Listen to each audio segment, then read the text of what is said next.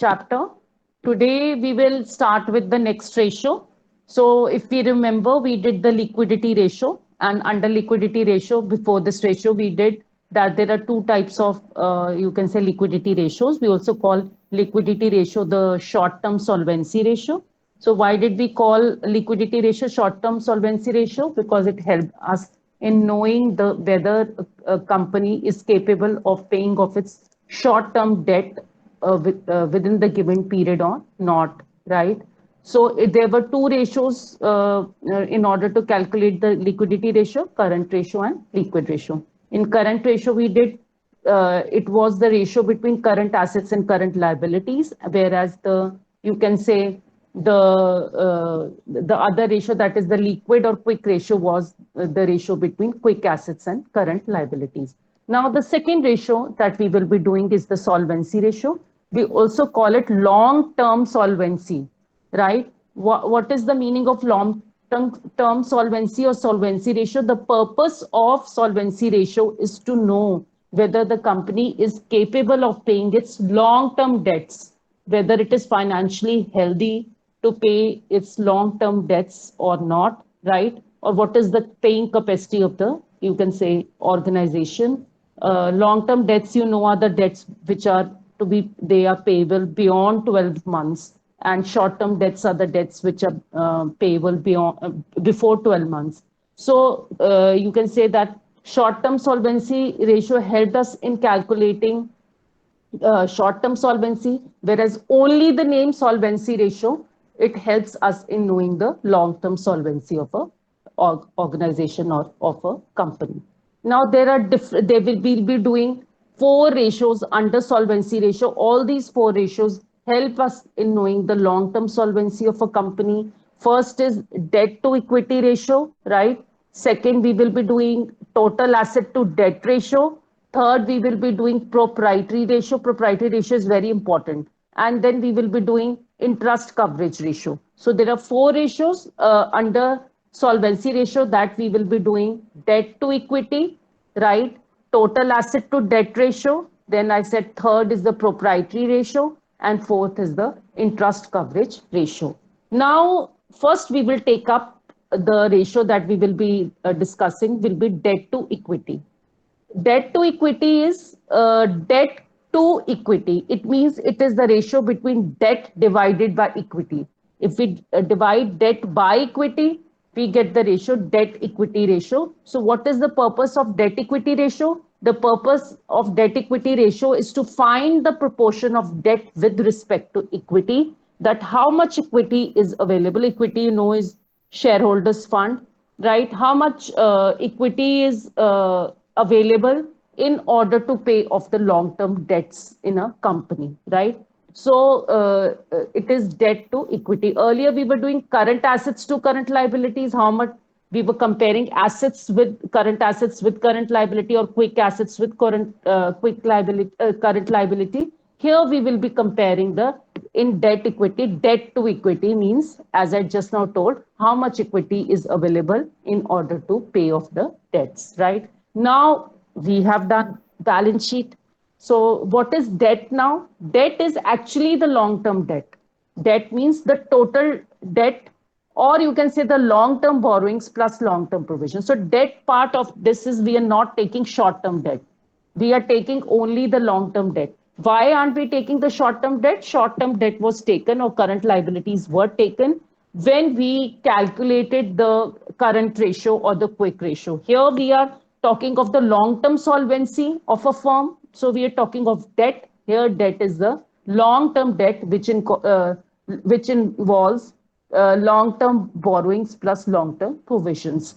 Or you can say, if I want to find the long-term debt, it will be total debt minus current liability. Of course, if we've done that, total debt comprises of both the short-term debt and long-term debt. Since I told you that debt here comprises of only the long-term debt, so here we can say that if from the total debt, if I subtract current liabilities, I will get the long-term debt, right? This is another relation which can be used in order to, if total debt is given, current liabilities are given, then by taking the difference between total debt and current liabilities, we can find, you can say, the long-term debt. Now we already did capital employed. I told you. Who will tell me what is capital employed?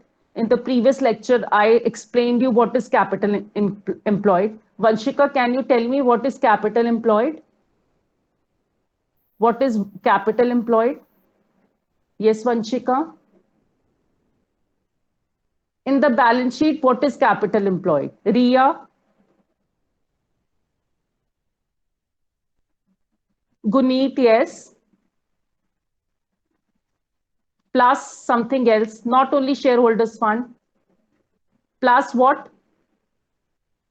Yes, very good. So capital employed is not only shareholders fund.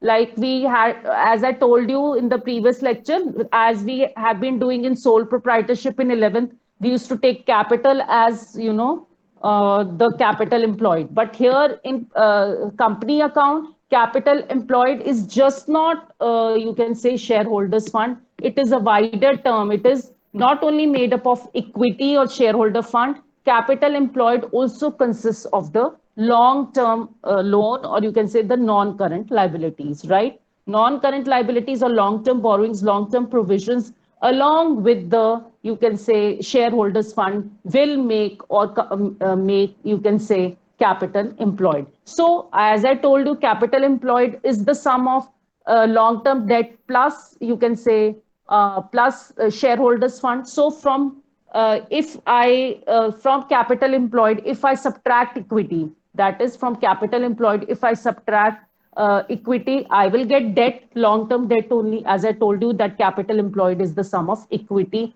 plus debt, right? So from capital employed, if you know what is capital employed, so from capital employed, if you subtract equity, we will get long-term debt, right? Or the debt, you can say. Then where I've already told you, Guneet has also told, capital employed is equal to debt plus equity. Fine. Now there is other way. How can you find? Let's take up another relationship. Here we have non-current assets plus working capital minus fictitious assets. So if you remember when we ended the class yesterday, we did a few, you can say, we did the format on the liability side. We have shareholders fund, we have non-current liability, we have current liability. These are the three major heads on the liability side of the balance sheet: shareholders fund, non-current liability, and current liability. Out of these, the sum of shareholder fund and non-current liability will make capital employed. And on the asset side, we have non-current assets, we have current assets, we have fictitious assets. So I told you this, right? So non-current assets, current assets, fictitious assets. So by using these, if you know the format, what is major heads on the liability side and what are the major heads on the asset side, you can find out any missing item. So let's take up the next, this thing. If from non-current assets, let's non-current asset, if I need to subtract now in order to find debt, I need to subtract, you can say, plus working capital, CA, we have CA. If I take CL that side, right? CL is current liability, it will be subtracted that side. So from non-current assets, CA minus CL will be working capital, right? CL if I'm taking this side. So CA minus CL, so plus working capital here, minus fictitious asset, right? What will I get? I will get the, you can say, the capital employed. Fine. Similarly, from non-current assets plus current assets minus current liability, this is I've expanded, right? Minus fictitious assets. And we already did that fictitious assets very rarely would be given. But if they are given, you should know that if you want to find the capital employed, you should, know this. You can find capital employed, shareholders fund plus non-current liability by taking current liability on the other side, right? So it should be here. Yes, it should be here, not minus fictitious fund. It should be plus fictitious fund. Fine, because it's on the other side. So it should be plus fictitious assets, right? Non-current assets plus working capital plus fictitious assets will give us shareholders fund, right? So by doing so, you can find out any, you can say relationship if you want, is possible if you know the main heads under liabilities and main heads under assets, right? Let's now apply this. Again, we can do this also.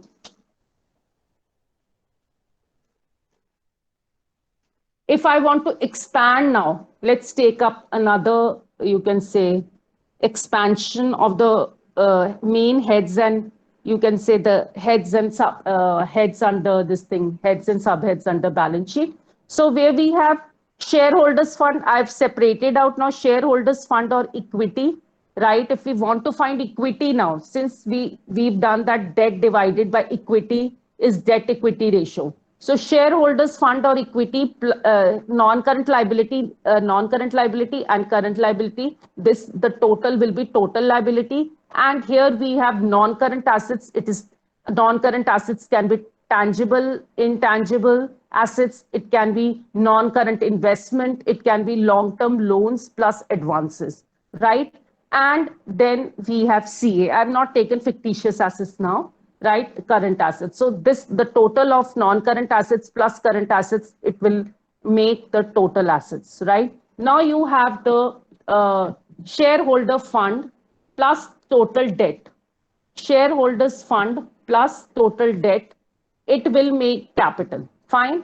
Now, if I want to find shareholders fund or equity from total assets, if I subtract total debt, see, total debt is the sum between non-current liabilities and current liabilities. So from the total assets, if I subtract total debt, that is the sum of non-current liabilities and current liabilities, what will I get? I will, of course, get equity only, right? Equity, if I will take both non-current liability and current liability, I will subtract and take it on the other side. So it will be total assets minus non-current liability minus current liability, or I can put it total assets minus total debt will give us shareholders fund or equity, right? So this is one of the, you can say, relationship. So you can find out any item you want, find this thing, any item, if one is missing from the other, but this is only possible if you know the main heads which are used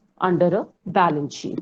Now let's say what is the ideal size of the this thing ratio. The ideal size of the ratio is again the same as we have done. It is 2:1. So the ideal size of the ratio is 2:1. Just like current ratio, the ideal size of current ratio was 2:1, and the ideal size of the quick ratio was 1:1. So the ideal size of even debt equity ratio is 2:1. That is, if debt is 2 times equity, it means that the company is solvent, or it has a long-term solvency, or it is capable of paying the debt. As I know, some people think debt is not a good thing, but debt is, even using your own capital is also not using all the capital. If the, you can say, company uses, is not a wise idea. The capital can be invested in some other, you can say, areas, but the debt is also required. So if the debt is 2 times equity, it means it is financially healthy for a company, or it will be solvent in the long run, right? Now let's take up some one by one. How to write from the book.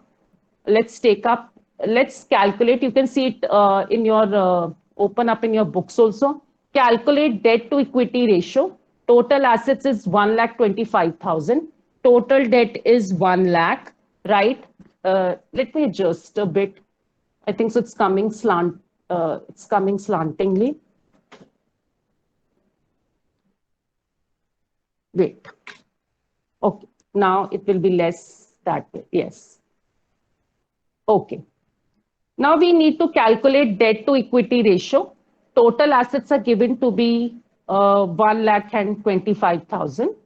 Total debt is given to be 1 lakh, right? Current liability is given to be 50,000. So equity, so now equity is also not given to you, and even you can say debt is not given to you. Debt, I mean, by debt, I mean the long-term debt is not given to you, neither equity. So by using these, we will find equity. Equity we just now did. From total assets, if I subtract total debt, we just now did, if you remember, I showed you here, if you remember, that if I want to find equity, I have to take both non-current liabilities and current liabilities on the side of total assets and subtract. So we know that sum of non-current liability and current liability is, you can say, the total debt. So if I subtract from total assets, if I subtract total debt, I will get equity, shareholders fund or equity. So this the same relationship is utilized here or used here, where equity is equal to TA minus total debt. TA is given to be 1,25,000. Total debt is given to be given in the question to be 1 lakh, right? So from 1,25,000, if I subtract 1 lakh from 1,20,000, I subtract 1 lakh, I get 25,000 as equity. Now we will calculate debt. They have given you total debt, current liabilities also, and we know that total debt is both long-term debt plus short-term debt, or total debt is the sum of non-current liabilities plus current liabilities. So from the total debt, if I subtract current liabilities, I will get long-term debt or non-current liabilities. So debt is equal to total debt minus current liabilities. 1 lakh minus 50,000, it will be 50,000, right? So this way, you will be debt is equal to total debt minus current liabilities. Now we will find debt to equity. Debt to equity ratio, as I just now told you, it is debt divided by equity. So debt we calculated out, it came out to be 25,000. Equity came out to be 50,000. So debt came out to be 50,000 and equity came out to be 25,000. So I will take 50,000 divided by 25,000. I'm getting 2:1. So if somebody asks you to comment, it's the ideal size, as I told you, the size of the ratio, the ideal size of the ratio is 2:1 only, right? So it is clear. So the whole thing stays on what? The whole thing is about, if you want to know ratio, you should be very clear about heads and subheads of balance sheet. If you know heads and subheads of balance sheet, any missing item, it will be very easy for you to calculate. So for that to know heads and subheads, always in your mind, you make a T-shaped balance sheet, right? Where you will separate the liabilities and you will separate the assets. If you know the major heads of liabilities and assets, you can find out any missing item. You can find out any relationship. It will not be difficult for you, right? Now let's take up the next, this thing, the next sum.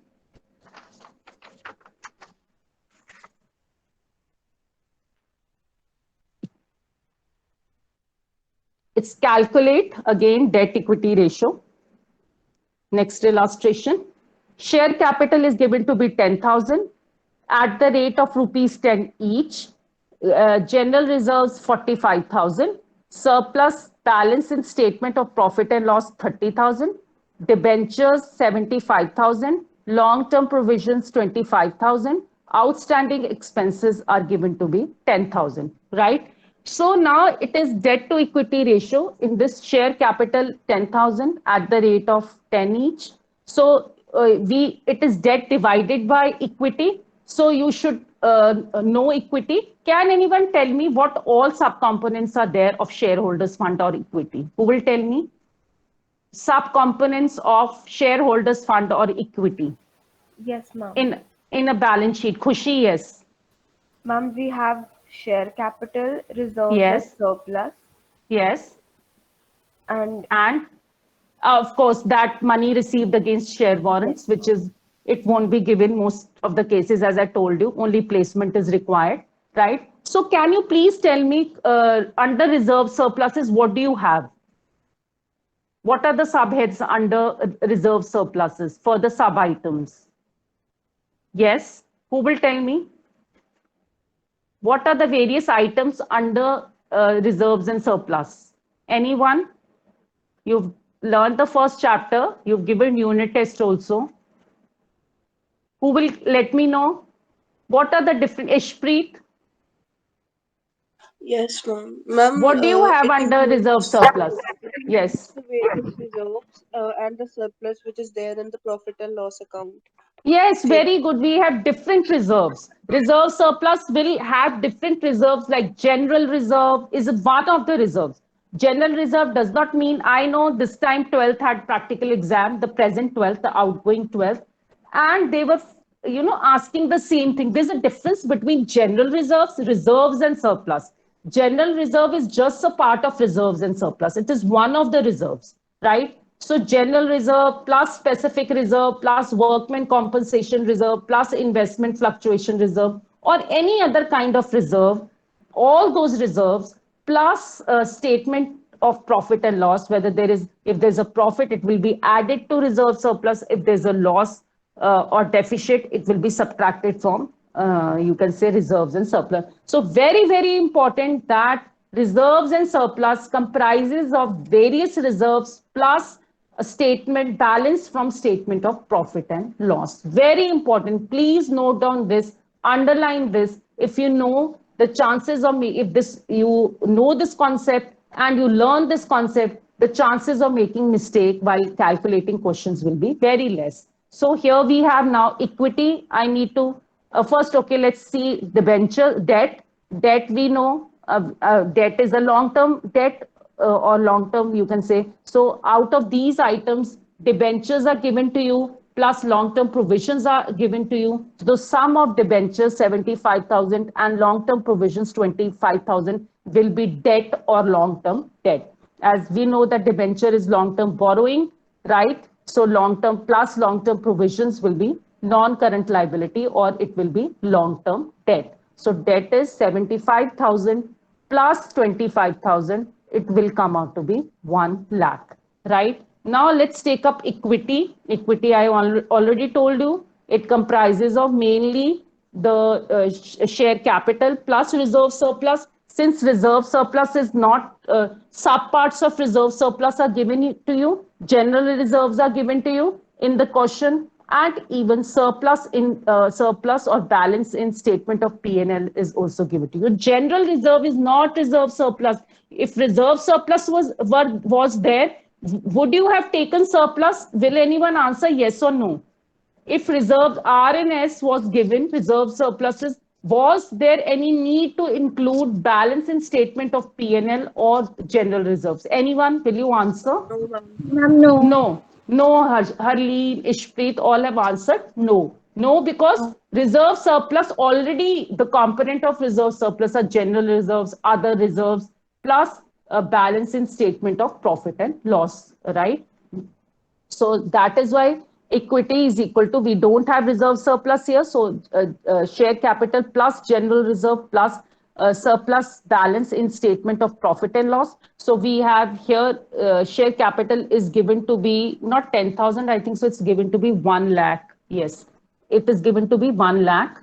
Fine. So 1 lakh plus general reserves are given to be 45,000. Surplus in balance of statement of P&L is given to be 30,000. If I add all 1 lakh plus 45,000 plus 30,000, I get 1 lakh 75,000. Now, you've got both debt and equity. Now you find debt equity ratio. Debt equity ratio is debt divided by equity. 1 lakh divided by 1 lakh 75,000. It will be 0.71 is to, 0.57 is to 1 if you calculate it out, right? Always you have to reduce it, right, and divide it completely, the two numbers, and you have to always find in terms of is to 1, because both current ratio, quick ratio, and even you can say debt equity ratio, they are pure ratios, right? Now we will see the next sum. Next sum is, it is shareholders fund 2 lakh. So you know that it is equity share capital. Reserve surplus is 1,50,000. Fine. Long-term borrowings, they've given you 10% debentures, 3,50,000. And current liability is also given to you, is given to you 1 lakh. So to find shareholders fund, what will you add? What will you take? What is shareholders fund here? We've equity plus, can anyone tell me what is equity here? Who will tell me? Ma'am, may Yes, I? Harleen. Yes, Harleen.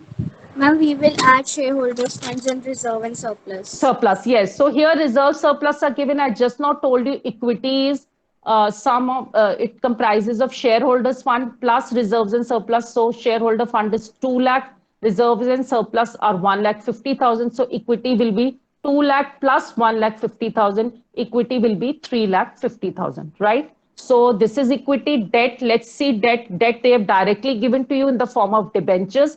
Current liability is not required. Current liability is short-term debt, right? So here we just need debt does not comprise of total debt, or it does not, it only comprises of long-term debt and long-term provisions. So we don't have provisions here in the sum, only debentures are given. So it would be debt is 3,50,000, equity is also 3,50,000. If I divide 3,50,000 with 3,50,000, the ratio will come out to be 1:1. So if you can see here at the bottom, I've told you debt is 10% debentures is equivalent to debt in the sum, and equity here is equal to the sum between equity share capital plus reserves and surplus, right? So this is how Excuse me, you will ma'am. do this. Yes, yes. Ma'am, Ishpreet, that should yes. not be 35,000, 10% of debentures. 10%, okay, very good question. 10% here is whatever is suffixed or written in front of debenture, 8%, 10%, 12%, it is to calculate interest. Got it, Ishpreet?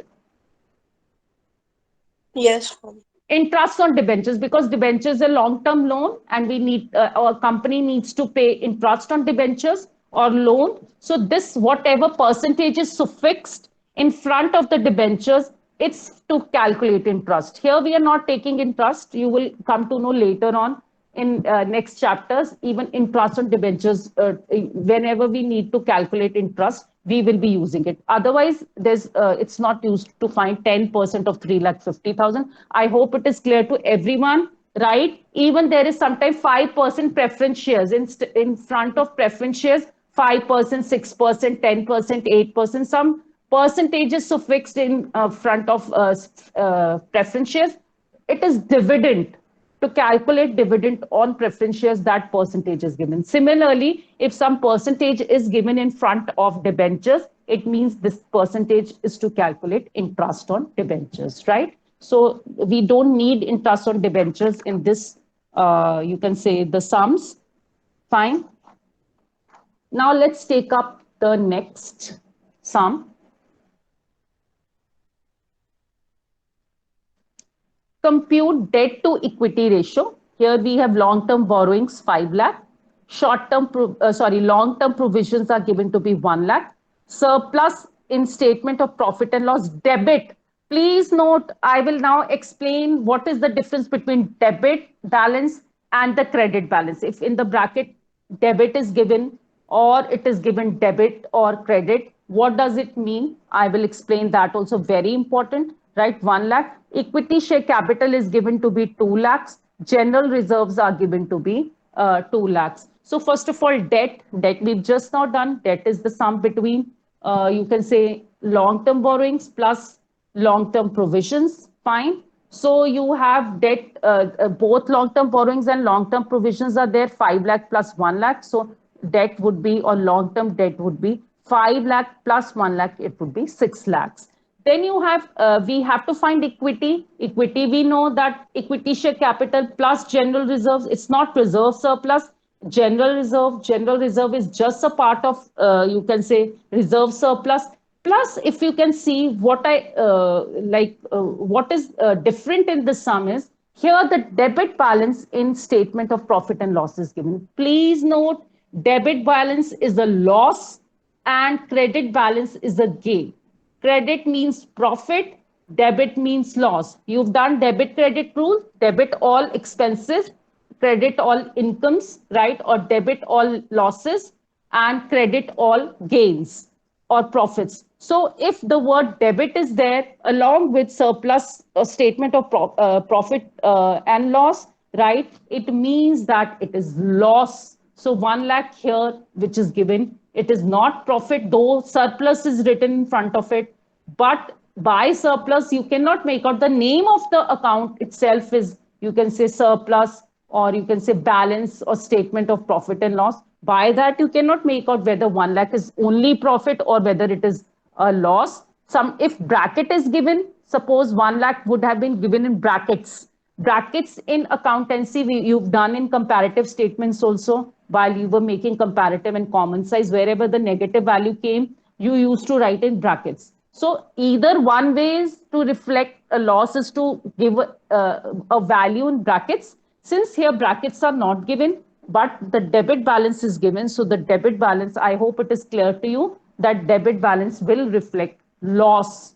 Fine. So debt we have, debt is equal to long-term borrowings plus long-term provisions. Fine. So given 5 lakh, 1 lakh is 6 lakh is debt. Then equity, we have equity share capital. You have general reserves plus surplus, that is statement of profit and loss. As I've already told you, it's a debit balance. So 1 lakh, which is given in surplus statement of profit and loss, will be subtracted. So 2 lakh plus 2 lakh, right? 2 lakh is equity share capital. You can see 2 lakh is general reserves. Just here 2 lakhs plus 2 lakhs. So here 1 lakh will be subtracted being loss. So 1 lakh is subtracted since there's a debit balance. So 2 plus 2 minus 1 lakh, answer is coming out to be 3 lakhs. So debt to equity will be 6 lakhs divided by 3 lakhs. It will be 2:1. I hope this concept is clear to you, right? So I can take one more sum. Quickly, we have time, right? We have now long-term borrowings, 2 lakhs, long-term provisions. So sum of long-term borrowings plus long-term provisions, that is 2 lakh plus 1 lakh, 3 lakh will be debt. So debt we have 2 lakh plus 1 lakh, we have 3 lakh will be equal to debt, right? Now let's see what all items are given for equity. Is equity given directly or we need to calculate it out?